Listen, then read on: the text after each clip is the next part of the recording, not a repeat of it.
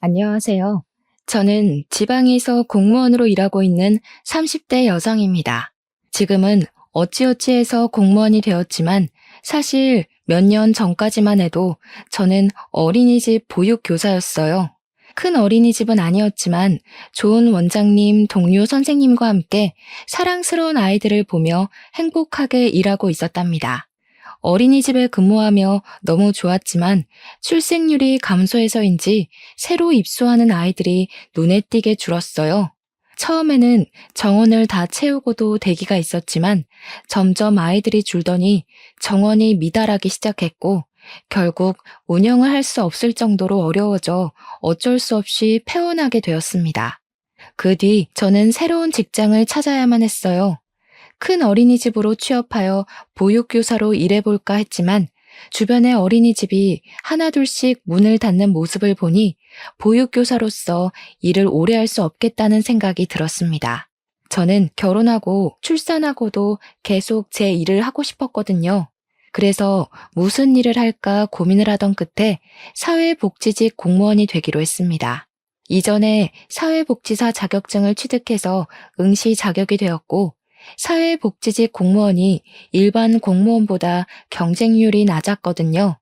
무엇보다 공무원은 제가 잘못을 저지르지 않는 이상 어린이집처럼 폐원해서 일을 관두게 되는 경우는 없어서 미래에도 좋을 것 같다는 생각이 들었습니다. 공부하는 과정은 정말 지루하고 힘들었지만 그래도 잠을 줄여가며 최선을 다했고 1년 만에 합격하는 쾌거를 이루었어요. 드디어 공무원이 된 저는 보육교사로 일할 때만큼 재밌지는 않지만 그래도 나름 소소한 행복을 느끼며 나쁘지 않게 일하고 있습니다. 이렇게 저의 직업이 보육교사에서 공무원이 되는 동안 저의 나이는 어느새 30대 중반을 넘겼고 제 주변의 친구들은 제 짝을 찾아 가정을 이루기 시작했어요. 친구들을 부러워하며 저 역시 빨리 결혼해서 아이를 갖고 싶었고 이런 이야기를 제 옆자리에 있는 입사 동기에게 은연중에 많이 했던 것 같습니다. 그러던 어느 날 옆자리 동기가 아직 결혼하지 못한 학교 선배가 있는데 만나보겠냐고 했어요. 꽤 괜찮은 선배인데 대기업에서 일하느라 결혼 시기를 놓쳤다고 하며 좋은 사람 있으면 소개해달라고 했는데 순간 제가 생각이 났대요. 둘이 잘 어울릴 것 같으니 한번 만나보라고 하며 제 연락처를 넘겨주었습니다.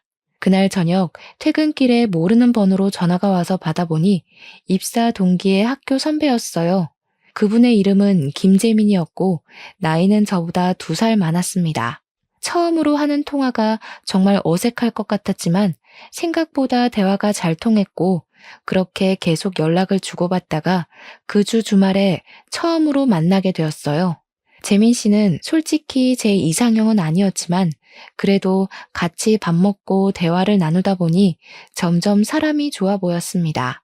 이 지역에서 누구나 알만한 좋은 직장에 다니지만 허세도 없었고 겸손하기까지 한 재민 씨에게 호감을 느끼게 되었고 재민 씨 역시 제가 싫지는 않았는지 우리는 그날 후로 꾸준히 연락하고 계속 만남을 유지하다가 연인으로 발전하게 되었어요. 그러면서 가족에 관한 이야기도 자연스럽게 나오게 되었는데 재민 씨는 3살 어린 여동생, 5살 어린 남동생이 있었고 아버지는 어릴 때 사고로 돌아가셨다고 합니다. 한동안은 생활이 힘들었지만 지금은 어머니가 어린이집 원장 선생님, 그리고 여동생은 어머니가 운영하시는 어린이집의 보육교사로 근무하고 있고 도련님 역시 중견기업에서 일하고 있어서 이제는 제법 여유로워졌다고 해요. 재민 씨는 아버지가 계시지 않는 것이 흠이 될까봐 걱정된다길래 우리 부모님은 절대 나쁘게 생각하지 않으실 테니 그런 걱정하지 말고 일단 부모님께 정식으로 인사를 드리기로 했습니다.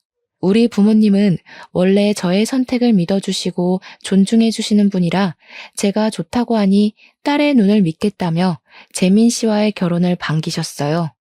무엇보다 홍기가 지난 딸을 드디어 결혼시킨다는 생각에 아주 홀가분해 보이셨습니다. 그리고 저 역시 시댁에 인사를 드리러 가게 되었는데 시댁에 들어가니 어머니부터 남동생까지 저를 아주 환하게 반겨주셨어요. 특히 어머니는 이렇게 예쁜 처자가 아직도 결혼하지 않았냐고 하며 꼭 저를 안아주셨고, 특히 저보다 1살 어린 예비 아가씨는 오빠랑 남동생밖에 없는 자신에게 둘도 없는 언니가 생긴 것 같다며 너무 좋아했습니다. 무엇보다 제가 공무원 하기 전 보육교사로 근무한 경험이 있다고 하니 어머니께서는 아주 반가워하시고 좋아하셨어요.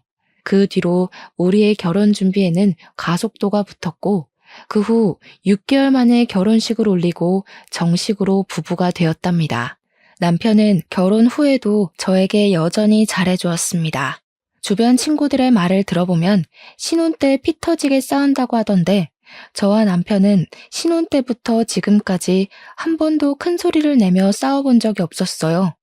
집안일도 제가 말을 하기도 전에 알아서 다 해주고, 요리도 꽤 잘해서 주말에는 남편이 직접 음식도 만들어 주었습니다.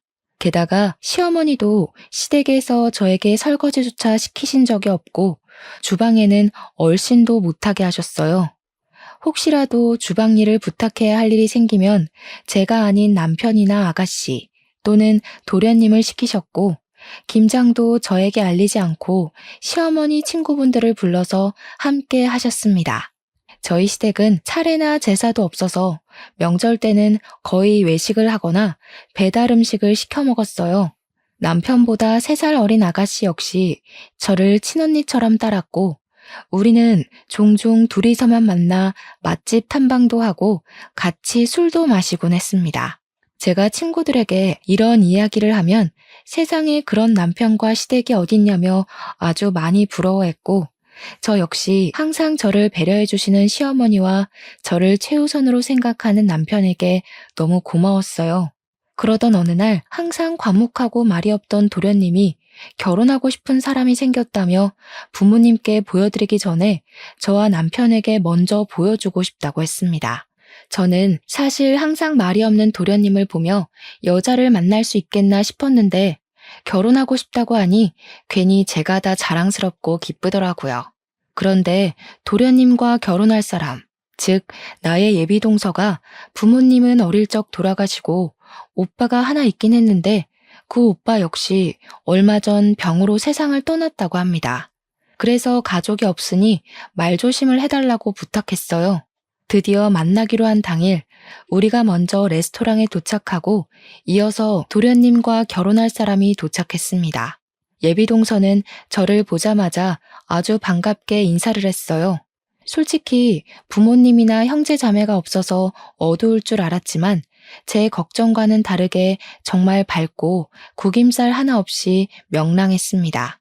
같이 있으면 기분이 절로 좋아지는 사람이었고, 과묵하고 자신의 감정을 잘 표현하지 않는 도련님과 정반대의 성격이었지만 무뚝뚝한 도련님을 웃게 만드는 재주가 있었어요. 대화를 나누다가 예비 동서의 직업을 알게 되었는데, 현재 다른 지역에서 보육교사로 근무하고 있다길래 아가씨도 보육교사이고 시어머니는 아가씨가 근무하는 어린이집의 원장 선생님이라고 했습니다. 이 이야기를 하니 예비 동서는 표정이 굳었고 걱정하는 듯 했어요. 저는 예비 동서에게 우리 시어머니와 아가씨 둘 다 엄청 좋은 분들이고 무엇보다 같은 보육교사이니 아주 좋아하실 것이라고 하며 걱정하지 말라고 했으나, 예비 동서의 표정은 쉽사리 펴지지 않았습니다.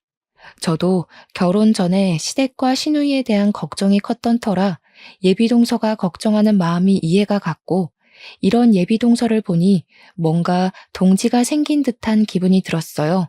그래서 이렇게 알게 된 것도 인연이니 앞으로 연락을 종종 주고받자고 하며 서로의 전화번호를 교환했습니다. 그날 저녁, 원래는 시어머니가 집에 오라는 말씀을 하시지 않는데 남편에게 잠깐 집에 좀 와달라고 하셨어요. 무슨 일인가 하고 가보니 오늘 도련님 결혼할 상대를 만났다고 하던데 어떠냐고 물어보시더라고요. 저는 예비 동서가 도련님과 너무 잘 어울리고 밝고 좋은 사람이고 보육교사라서 시어머니와 아가씨 역시 예비 동서를 엄청 좋아하실 것이라고 말씀드렸습니다. 부모님이 두 분 다 돌아가셨다는 말을 하려고 했으나 이 얘기는 좋은 이야기도 아니고 도련님이 당연히 진작 말을 했다고 생각되어 따로 말씀드리지는 않았어요. 시어머니는 저의 이야기를 들으며 아주 많이 흡족해 하셨습니다. 그리고 다음 주가 되었어요. 주말 저녁 집에서 쉬고 있는데 도련님이 남편에게 전화했습니다. 남편이 도련님과 심각하게 통화를 하길래 무슨 내용인지 들어보니 예비동서를 데리고 집에 갔는데 시어머니와 아가씨가 예비동서에게 화를 많이 냈다고 해요. 알고 보니 예전에 시어머니가 운영하는 어린이집에서 예비동서가 근무했던 적이 있었어요. 그때 예비동서는 아가씨를 비롯한 다른 보육교사들과 갈등이 많았고 결국 시어머니가 운영하는 어린이집에서 쫓기듯 나갔다고 합니다. 시어머니와 아가씨는 어린이집에서 얼마나 여우짓을 하고 편가르기를 하고 다녔는지 모른다고 하고 어떻게 성격도 좋지 않은 데다가 부모 형제도 없는 여자를 골라왔냐고 했대요. 하지만 도련님은 과거에는 그랬을지 몰라도 지금은 어린이집에서는 인정받으며 잘 지내고 있다고 했더니 시어머니는 그래도 고아라서 절대 안 된다고 하셨다는 겁니다. 그러나 도련님은 예비동서를 너무 사랑했고 결혼하지 않으면 죽을 것 같다고까지 이야기했어요. 도련님의 안타까운 사연에 저와 남편은 시댁에 가서 시어머니를 설득하기로 했습니다. 잠깐 보기는 했지만 예비동서가 여우짓을 하고 편가르기를 할 만큼 나쁜 사람처럼 보이지는 않았거든요. 오히려 힘든 집안 형편에서도 정말 밝았고 씩씩해 보였고 도련님과 너무 잘 어울렸어요. 또한 저 역시 어린이집에 처음으로 취업했을 때 다른 보육교사들과 트러블이 많이 있었고 그로 인해 정말 죽을 만큼 힘들어봤기에 지금 시어머니가 생각하시는 예비동서의 모습은 성격상의 문제보다는 사회초년생의 흔한 실수라고 생각했습니다. 저는 시댁에 가자마자 시어머니께 저의 지난 과거를 이야기하며 도련님이 저리 원하시는데 예비동서를 받아주시면 어떠냐고 했어요. 생각보다 시어머니와 아가씨는 완강했고 그리 반대하는 가장 큰 이유 중 하나가 바로 부모가 없다는 이유 때문이었습니다. 부모님이 돌아가신 게 재수 씨의 잘못은 아니잖아. 그리고 그렇게 따지고 들면 우리 집 역시 당당할 것 없지, 안 그래? 뭐가 당당할 게 없어? 우리 집 어디가 어때서? 우리 집도 아버지 안 계시잖아. 나중에 정혜가 결혼한다고 남자 데려왔는데 그 집에서 아버지 계시지 않는다고 반대할 수도 있는 거 아니야? 그리고 무엇보다 엄마는 어린 아이들을 돌보는 선생님인데 그런 사람이 부모 없다는 이유로 결혼을 반대한다는 게 말이 돼? 그래도 부모 없이 자란 사람을 우리 집 며느리로 들일 수는 없어. 게다가 예전에 우리 어린이집에서 근무할 때 얼마나 뒷말이 많았다고. 절대 안 돼. 뭐가 얼만큼 뒷말이 많았는데 어린이집에 무리를 일으킬 정도였어?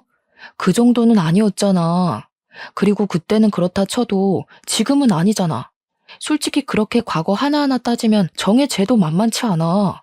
아무 곳에도 시집 못 간다고. 남편의 말에 시어머니는 아무 말도 못했고 시어머니는 일단 가라고 하셨습니다. 시어머니는 제가 갈 때마다 항상 웃으시며 잘 대해주셨는데 이런 모습을 처음 봐서 당황스러웠어요. 일단 이날은 시간이 늦어서 우리는 바로 집으로 왔습니다.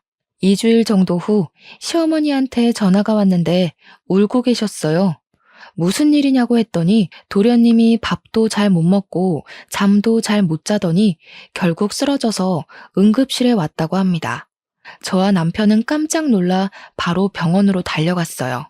시어머니는 응급실까지 실려온 도련님을 보더니 이러다가 우리 재호 죽겠다고 하며 어쩔 수 없이 결혼을 허락했습니다. 도련님이 몸이 회복되자 바로 결혼 준비를 했어요. 예비동서는 가족이 없어서 상견례도 할 필요 없었고 바로 식장을 예약하고 웨딩 사진을 찍었습니다. 하루는 동사무소에서 근무하고 있는데 예비동서에게 연락이 왔어요. 웨딩 사진을 찍었다며 저에게 사진을 보내줬는데 너무 예쁘고 천사 같았습니다. 저는 잘 나왔다고 하며 이런저런 이야기를 하다가 결혼 준비는 어찌 되어 가는지 궁금해서 신혼집은 구했냐고 물었더니 합가하기로 했다는 거예요.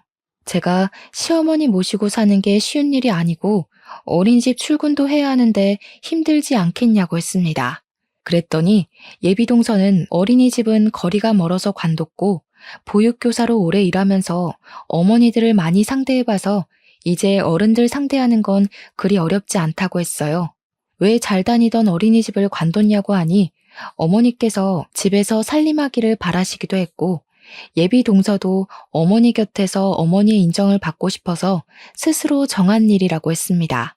저는 예비 동서에게 힘들면 언제든 도울 테니 혼자 끙끙 앓지 말고 반드시 말해달라고 했어요. 그렇게 시간이 흘러 도련님의 결혼식 날이 되었습니다. 내심 동서는 부모님이나 형제 자매가 없어서 하객이 많이 없으면 어쩌나 걱정했는데 동서가 근무했던 어린이집의 보육교사와 학부모님 그리고 아이들로 자리가 꽉 차 있었어요. 심지어 어린이집 아이들이 동서의 결혼을 축하하며 깜찍한 노래와 율동을 하는데 그 모습을 보니 동서가 그동안 어린이집에서 아이들과 학부모님, 같이 일하는 동료 교사에게 아주 잘해왔다는 것을 알 수 있었습니다. 다들 동서의 결혼을 진심으로 축하했고 그 모습을 본 저와 남편은 사람을 잘못 본 것이 아니라고 확신했어요. 그러나 시어머니와 아가씨는 여전히 동서를 반기지 않는 표정이었습니다. 동서는 그런 시어머니의 눈치를 보느라 잔뜩 긴장한 얼굴이었고 그 모습을 보니 안쓰럽기까지 하더라고요. 이렇게 조마조마한 결혼식이 마치고 동서는 바로 시댁으로 가게 되었습니다. 저는 당연히 신혼여행을 갈 것으로 생각했는데 시어머니와 아가씨가 고아 주제에 무슨 신혼여행이냐며 가지 말라고 했대요. 그렇게 동서는 일생에 한 번뿐인 신혼여행도 가지 못하게 되었습니다. 다음 주 주말, 집에서 남편과 쉬다가 동서가 문득 생각나서 남편에게 시댁에 한번 가보자고 했어요. 시댁에 갔더니 역시 동서는 어머니와 아가씨에게 호된 시집살이를 당하고 있었습니다. 동서는 TV에서나 보던 것처럼 빨간 치마에 연두색 저고리 한복을 입고는 베란다 청소하고 있었어요. 그날은 한겨울로 날씨가 꽤 추웠고 베란다 역시 엄청 추웠습니다. 이렇게 추운 날 동서에게 한복을 입히고 베란다 청소를 시키고는 시어머니와 아가씨는 거실에서 TV를 보고 있었어요. 동서, 지금 뭐 하는 거예요? 베란다도 엄청 추울 텐데. 꼭 이렇게 추운 날 베란다 청소를 해야 해요? 불편한 한복까지 입고요. 너는 대학교도 나오고 부모님도 다 계셔서 결혼 전에 어른들을 모시는 법을 잘 배워왔겠지만 알다시피 쟤는 부모 형제 아무도 없는 고아잖니. 그래서 내가 지금 어른들을 모시는 법을 알려주는 중이란다. 신경 쓰지 마. 그런데 오늘 주말인데 무슨 일이니? 동서가 식구가 됐으니 친분 좀 쌓을까 하고 왔죠. 그런데 도련님은 어디 계세요? 재호는 오늘 먼 친척 결혼식이 있어서 지방에 보냈다. 우리 가족 중에 한 명은 가야 할 것 같은데 너나 재민이는 바쁠 것 같아서 그냥 재호만 보냈어. 그럼 동서도 같이 보내지. 왜 도련님 혼자 보내셨어요? 쟤는 지금 집에서 며느리 교육 중인데 어떻게 보내니? 괜히 결혼식 갔다가 친척들한테 책 잡히면 어쩌려고. 너희들도 왔으니 같이 점심이나 먹어야겠다. 야, 한수진, 너 형님 왔잖아. 얼른 밥 차리지 않고 뭐해? 하여튼 눈치도 없고 행동도 느리고 아유, 내가 쟤 가르치려면 한참 멀었어. 내가 요새 이렇게 답답하게 살고 있단다. 동서는 베란다에서 청소하다가 시어머니의 말을 듣고 잽싸게 나왔습니다. 저와 눈인사를 하고 밥을 차리겠다고 하며 부엌으로 갔는데 얼마나 추웠는지 얼굴과 손이 빨개져 있었어요. 꽁꽁 언 손을 녹일 새도 없이 시어머니와 아가씨는 얼른 밥상을 차리라고 성화였고 저는 그런 동서가 안쓰러워 같이 부엌에서 일을 도우려고 했습니다. 그 모습을 본 아가씨는 굳이 언니까지 도울 필요 없다고 하며 제가 부엌에 가지 못하도록 극구 말렸어요. 아니요, 저도 이 집 며느리인데 같이 도와야죠. 동서랑 같이 밥을 차릴 테니까 기다리세요. 언니는 가실 필요 없다니까요. 올케는 지금 우리 집 가풍에 대해서 익히느라 혼자 해야만 해요. 야, 한수진, 빨리 똑바로 못해? 네가 못하니까 지금 언니가 가서 일한다는 거잖아. 좀 빨리 움직이라고. 네, 형님. 빨리 가서 밥 준비할게요. 동서, 그러지 말고 나랑 같이 해. 베란다에서 이 추위에 혼자 정리하고 청소하는 것도 힘들었을 텐데 밥은 내가 차릴게. 저는 동서를 따라 부엌으로 들어갔습니다.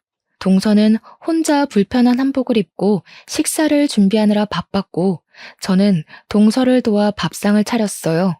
동서에게 여기서 살만하냐고 물으니 조금 힘들기는 하지만 괜찮다고 하며 씩 웃어 보였으나 동서의 눈은 얼마나 피곤했는지 빨갛게 충혈이 되어 있고 입술은 다 부르터 있었습니다. 동서와 함께 이런저런 이야기를 나누며 같이 밥상을 차리고 다들 오시라고 불렀어요. 저는 평소에 앉던 대로 남편의 옆에 앉았습니다. 그런데 동서는 자리에 앉지 않고 옆에 서 있는 거예요. 왜 거기에 서 있냐고 하니까 원래 자신은 늦게 먹는다고 했습니다. 저는 그런 게 어디 있느냐고 하면서 얼른 자리에 앉으라고 했어요. 그랬더니 시어머니가 신경 쓰지 말라길래 그럼 저도 밥을 먹지 않겠다고 하고 동서 옆에 가서 서 있었습니다. 시어머니와 아가씨는 그러지 말고 그럼 오늘만 둘 다 앉아서 밥을 먹으라고 했어요. 동서도 자리에 앉고 우리 모두 다 같이 식사를 시작했습니다. 그날 밥 먹고 저녁까지 있다가 집에 왔는데 시어머니와 아가씨는 동서를 잠시도 쉬지 못하게 하는 것 같았어요. 나이도 어린 동서가 그렇게 당하고 사는 게 너무 안타까웠고 이제 별일 없으면 주말마다 시댁에 가서 동서를 도와줘야겠다고 생각했습니다. 그 뒤로 저는 매주 주말마다 시댁에 갔어요. 시어머니와 아가씨는 제가 가는 것을 아주 부담스러워하는 눈치였지만 동서는 제가 가면 너무 좋아했습니다. 저는 그러면서 동서와 더 많이 친해질 수 있었어요. 갈 때마다 시어머니와 아가씨는 아주 비정상적이라는 생각이 들 정도로 동서를 구박했습니다.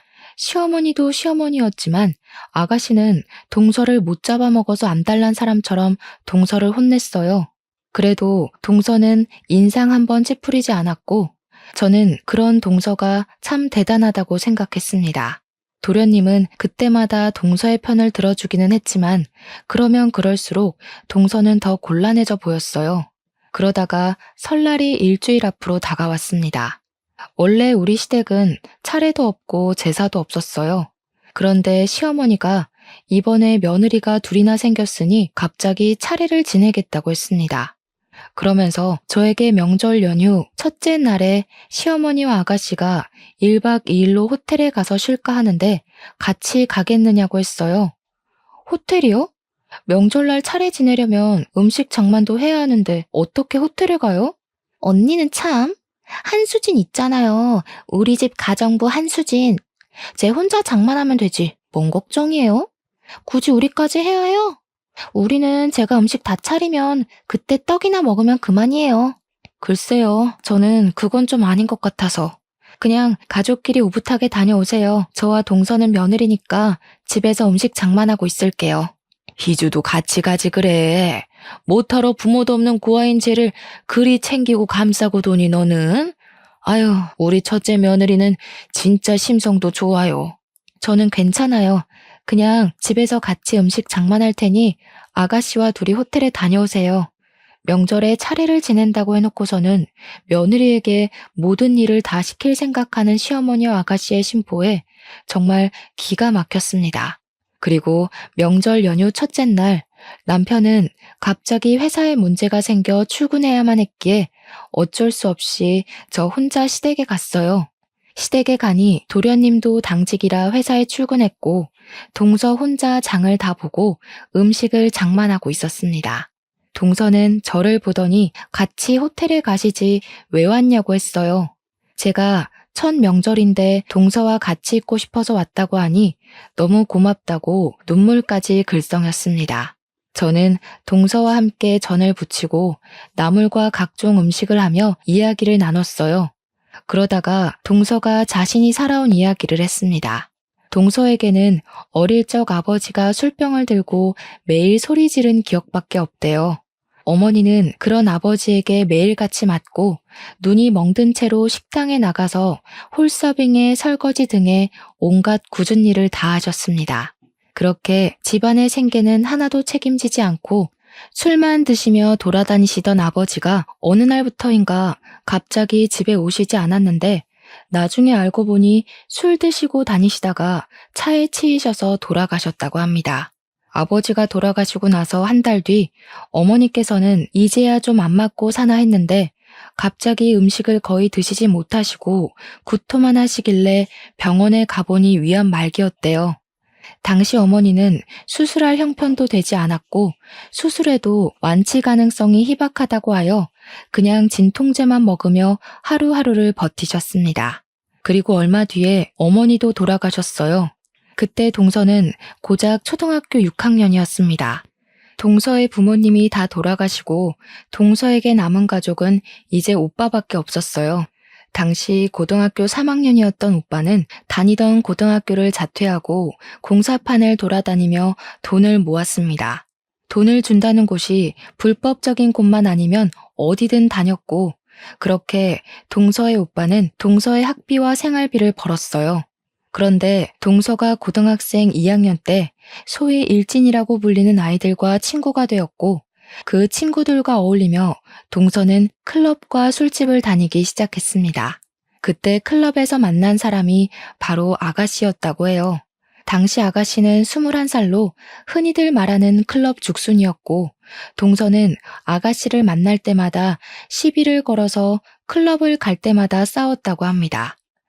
하루는 싸움이 너무 커져서 둘이 경찰서까지 가게 되었는데, 그때 아가씨가 동서가 고등학생인 것을 알고 이를 더 키우진 않았지만 그날 이후로 아가씨가 동서에게 돈을 요구하고 폭행도 하는 등 지독하게 괴롭혔다고 해요. 이렇게 동서가 당하고 있음을 알게 된 동서의 친오빠는 아가씨를 찾아가 제발 고등학교만 졸업할 수 있게 더는 건드리지 말아달라고 하며 아가씨 앞에 무릎을 꿇었습니다. 아가씨는 동서의 친오빠에게 이제 괴롭히지 않을 테니 돈을 가져오라고 했고, 친오빠는 무리해서 일하며 돈을 마련해서 아가씨에게 건네주었어요. 그렇게 돈을 받은 아가씨는 그 뒤로 동서를 더는 찾지 않았다고 합니다. 동서는 자신을 위해 무릎까지 꿇는 오빠를 보고 정신 차리고 더는 클럽에 가지 않았고, 무사히 고등학교를 졸업 후 1년 재수해서 대학교까지 가게 되었어요. 처음에는 취업이 잘 된다는 컴퓨터 공학과를 갔으나 취업하고 보니 너무 적성에 잘 맞지 않았다고 합니다. 평소에 아이들을 좋아했던 동서는 회사 다니며 보육교사 자격증을 취득했대요. 그리고 동서가 보육교사 자격증을 받은 날 오빠는 백혈병 진단을 받았고 돈 때문에 병원에서 제대로 치료받지 못해 결국 한 달 정도 후에 세상을 떠났다고 합니다. 이렇게 동서는 모든 가족이 다 떠나고 세상에 혼자 남게 되었어요. 그 뒤로 보육교사로 첫 취업을 하게 되었는데 하필이면 처음으로 간 곳에 예전에 클럽에서 만난 아가씨가 보육교사로 있었고 어린이집의 원장은 아가씨의 어머니, 즉 시어머니였습니다. 동서가 먼저 아가씨를 알아보고 왜 여기 있냐고 물었고 아가씨는 엄마가 어린이집 원장 선생님이라 뒤늦게 전문대학교 유아교육과 가서 이곳에서 일하고 있다고 했어요. 그러면서 아가씨는 자신의 엄마인 원장 선생님한테 아주 좋은 사람이니 꼭 채용하라고 했고 다음 날부터 정식으로 출근했습니다. 동서는 처음에는 아가씨가 있어서 조금 꺼려지기는 했는데 이전과는 달라진 것으로 보였고 여기 아니면 당장 일할 곳도 없어서 근무하기로 했다고 해요. 아이들은 정말 너무 예쁘고 일도 좋았는데 아가씨와 시어머니는 같이 근무하는 보육교사에게 동서의 험담을 하기 시작했고 차츰 다른 보육교사들도 동서를 무시하고 하대했습니다. 어린이집의 모든 굳은 일은 다 동서가 도맡아서 했고 회식 같은 것을 할 때도 동서만 빼놓고 자기들끼리만 갔다고 해요. 다른 보육교사들이 원망스러웠지만 원장 선생님인 시어머니와 그 딸인 아가씨가 동서를 주도적으로 따돌리니 다들 어쩔 수 없었을 것이라고 했습니다. 너무 힘들었던 동서는 결국 1년 만에 그곳은 관두고 다른 곳으로 가려고 했지만 시어머니와 아가씨가 이 지역의 다른 어린이집에도 취업하지 못하게 동서가 고등학교 때부터 일진들과 놀고 술 먹고 다녔다는 소문을 퍼뜨렸어요. 틀린 말은 아니지만 고등학교 졸업 후에는 클럽 근처에는 얼씬도 하지 않았고 무엇보다 아가씨 본인도 클럽에 다녔지만 그 말은 쏙 빼놓았더라고요. 어찌됐든 이 소문 때문인지 동서는 이 동네에서는 어린이집 취업이 되지 않았고, 그래서 집에서 조금 먼 다른 지역의 어린이집에 겨우 취업을 했습니다. 첫 번째 어린이집에서 호되게 당해서인지 두 번째 어린이집에서는 아주 무난하고 편하게 일할 수 있었다고 해요. 그곳에서 오랜 시간 동안 부모님들과 원장 선생님, 같이 일하는 보육교사에게 인정받으며 일했다고 합니다. 비록 시어머니가 관두라고 해서 관뒀지만 거기서 일했을 때가 가장 행복했다고 해요. 동서가 살아온 이야기를 들으니 동서를 지독하게 괴롭히는 시어머니와 아가씨가 아주 진절머리가 났고 절대 가만두면 안 되겠다고 생각했습니다. 그리고 다음날 아가씨와 시어머니는 새벽 5시 정도에 집에 들어왔고 아가씨는 집에 오자마자 자고 있던 동서의 뺨을 때렸어요. 오늘 무슨 날인지 몰라? 명절이잖아. 며느리가 첫 명절에 이렇게 늦잠 자는 게 말이 돼? 적어도 새벽 4시에는 일어나서 음식을 차리고 해야 할 것 아니야. 자기는 호텔에서 쉬다 왔으면서 동서에게는 새벽부터 일어나 음식을 차리라는 아가씨의 모습에 화가 나서 제가 뭐라고 하려던 찰나 남편이 제 앞을 가로막았습니다. 야, 김정혜. 너는 호텔에 가서 여태 쉬고 놀고 왔으면서 왜 재수씨한테 난린데? 어제 재수씨 얼마나 고생했는지 알아? 작작 좀 해라. 내가 진짜 저번부터 계속 봤는데 어떻게 사람을 이렇게 무시할 수가 있어? 네가 그러고도 인간이야? 너는 지금 사내 자식이 여자들끼리의 문제에 끼어드니? 너는 가만히 있어. 알지도 못하면서. 엄마도 그러는 거 아니야. 제가 저렇게 정신없이 설치고 다니면 엄마라도 말렸어야지. 엄마는 어른이 돼서 제가 저러는 걸 어떻게 가만히 두고 봐? 진짜 둘 다 너무하네. 그리고 재호 너도 정신 똑바로 차려. 너랑 평생 살 사람은 엄마가 아니라 네 옆에 있는 재수씨야. 알겠어? 재수씨, 너랑 결혼한 후로 하루하루 말라가는 거 안 보이냐? 지쳐가는 거 안 보이냐고 정신 좀 차리고 살아. 남편은 제가 하고 싶었던 이야기를 속 시원하게 다 해주었고 동서는 남편의 말에 눈물을 흘리기 시작했어요. 어머니가 그동안 저한테는 잘해주셨지만 동서는 고아 출신이라는 이유로 항상 무시하셨죠. 그리고 부당한 시집살이까지 시키시고요. 그거는 얘가 젊은 시절에 클럽에 다녔다고 해서 혹시 결혼하고 나서도 그럴까봐 일부러 엄하게 한 거야. 얘가 고등학교 때부터 술, 담배하고 클럽에서 살며 이 남자 저 남자를 만나고 다녔단다. 그런 싸구려 창녀 같은 여자를 재호 때문에 며느리로 받기는 했는데 그래도 내 며느리가 된 이상 사람을 만들어야 하지 않겠니? 그래서 너와는 다르게 얘한테는 엄격하게 대했던 거야. 그 이야기 누구한테 들으셨어요? 당연히 아가씨겠죠? 왜냐? 아가씨 역시 클럽 죽순이었으니까요.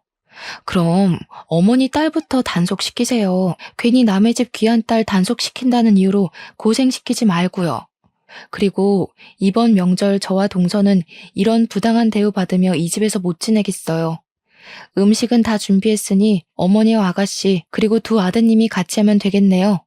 동서, 우리는 나가자.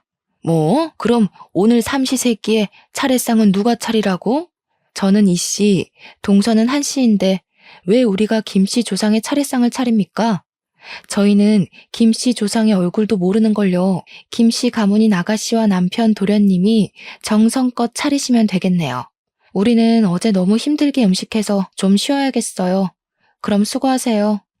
시어머니는 제 뒤에서 말하는 것 보라며 뭐라고 하셨지만 저는 시어머니를 무시하고 동서의 손을 잡고 시댁에서 나갔습니다. 잠시 후 남편과 도련님도 우리를 따라 나오고 시어머니와 아가씨는 가지 말라고 난리가 났어요. 저는 동서와 함께 바로 제 친정집으로 갔고 남편은 도련님과 이야기한다며 우리 집으로 갔습니다. 부모님은 명절 당일 새벽같이 찾아온 저와 동서를 보며 무슨 일이냐고 물었고 저는 그동안 동서가 당한 모든 일을 다 말씀드렸어요.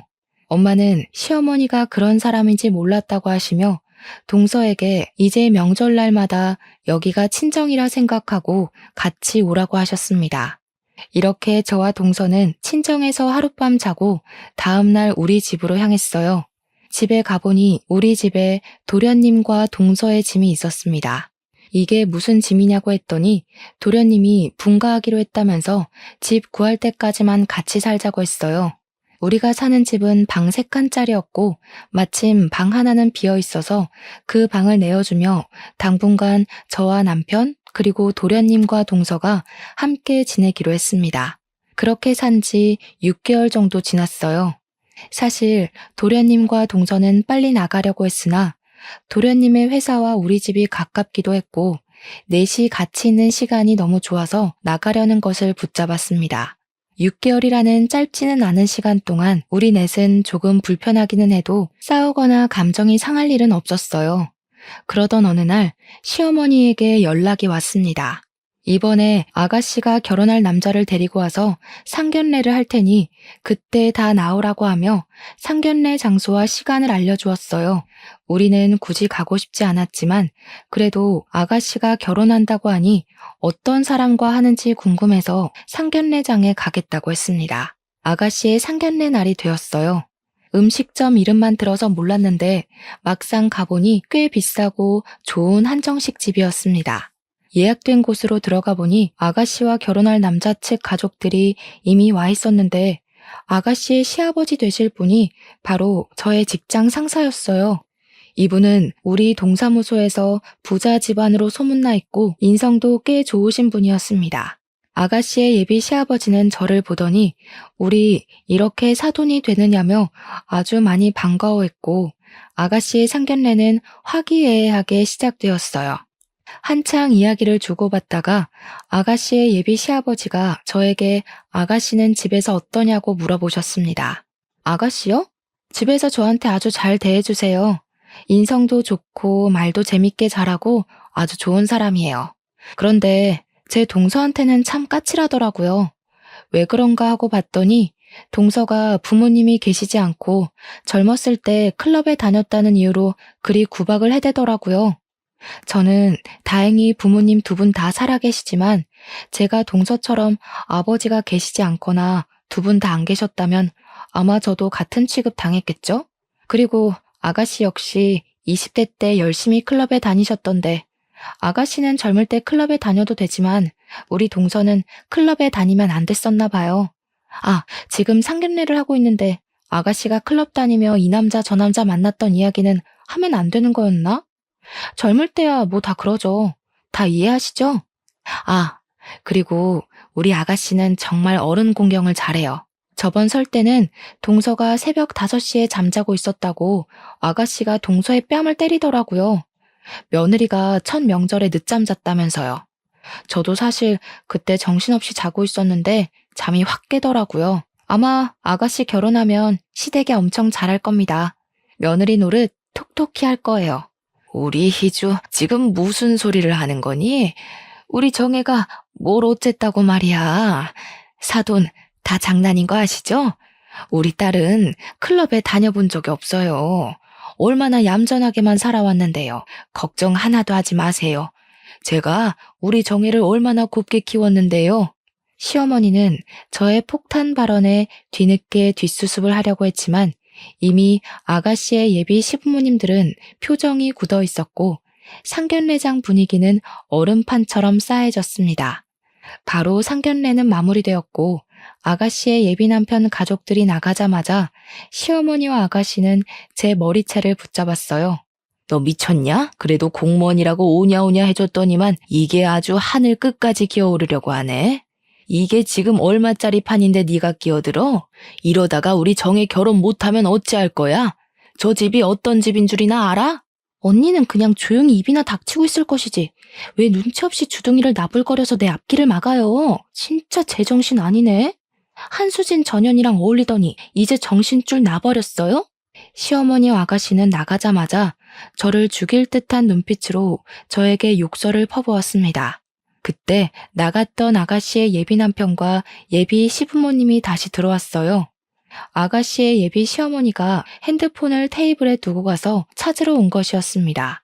이로 인해 아가씨의 예비 남편은 아가씨가 욕설하고 제 머리채를 붙잡은 모습을 다 보게 되었어요. 또 원래 인성이 있던 사람이었구나. 그동안 내 앞에서 착한 척하느라 정말 힘들었겠네. 고생 아주 많았어. 이제 네 맘대로 하고 살아. 나는 이렇게 이중인격자인 너랑 결혼은 못하겠다. 무슨 소리야. 우리 서로 너무 사랑했잖아. 그런 소리 하지 마. 너가 너희 올케 부모님 계시지 않다고 그렇게 무시했다면서? 나 역시 아버지가 계시지 않는 너와 결혼 못하겠어. 결혼식을 하는데 장인 장모가 함께 있어야지. 혼주석에 장모 혼자 앉아 있으면 그림이 웃기지 않겠어? 나는 그런 반쪽짜리 집안이랑 결혼 못하겠다. 아버지, 어머니도 저와 생각이 같으시죠? 아가씨의 예비 시부모님은 아가씨의 얼굴을 보며 혀를 끌끌 차시며 나가셨고, 그렇게 아가씨는 파혼하게 되었습니다. 그 뒤로 아가씨는 저 때문에 파혼하게 됐다며 저를 때리고 제 머리채를 잡아 흔들었고, 결국 직원의 제지로 식당에서 쫓겨났어요. 저와 남편 그리고 동선의 부부 역시 식당에서 나와 우리 집으로 가서 넷이 세상에서 가장 통쾌하고 시원한 맥주를 마셨습니다. 그리고 그날 이후 저와 동선은 물론이고 남편과 도련님도 시어머니 아가씨와 연락을 끊고 살았어요. 그 뒤로 동선의 부부는 이제 더는 얹혀 살 수 없다며 우리 집 근처로 이사했고 우리는 여전히 서로의 집으로 가며 허물없이 지내고 있습니다. 그리고 시어머니와 아가씨는 상견례 날 식당에서 제 머리채를 잡은 동영상이 지역 맘카페에 퍼지면서 모든 신상이 털렸고 현재 시어머니가 운영하는 어린이집 엄마들 사이에도 소문이 나서 이런 선생 밑에서 아이들이 무엇을 배우겠냐며 다들 퇴소했어요. 아이들이 없으니 더는 운영이 되지 않았고 시어머니의 어린이집은 폐원하게 되었다고 합니다. 당장 밥줄이 끊겨서 힘들어진 시어머니와 아가씨는 결국 집을 팔고 아직 집을 구하지 못해 모텔에서 지내고 있다고 해요.